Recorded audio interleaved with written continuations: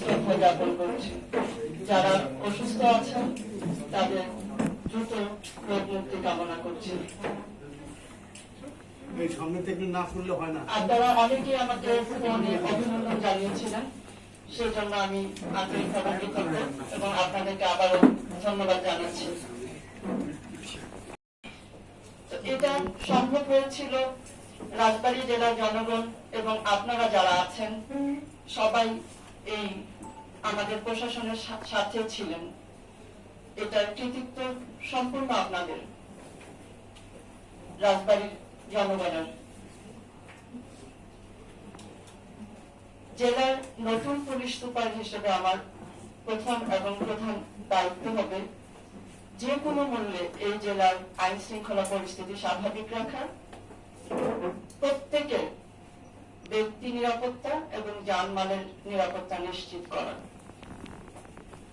পুলিশের প্রতি জনসাধারণের আস্থা পুনরায় ফিরিয়ে নিয়ে আসা, সকল নাগরিকের মানবাধিকার সহ সাংবিধানিক যে অধিকার আছে সেগুলো নিশ্চিত করা,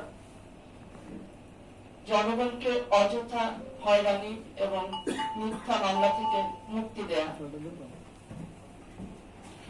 আপনারা জানেন যে অভ্যুত্থান পরবর্তী যে 3 দিন আমাদের পুলিশের সকল কার্যক্রম বন্ধ ছিল, চেইন অফ কমান্ড মোটামুটি ভেঙে পড়েছিল। ইনশাআল্লাহ নতুন সরকার দায়িত্ব গ্রহণের পর সরকারের আন্তরিক প্রচেষ্টায় পুলিশ আবার কর্মস্থলে ফিরে এসেছে। তারা তাদের দায়িত্ব স্বতঃস্ফূর্তভাবে পালন করছে।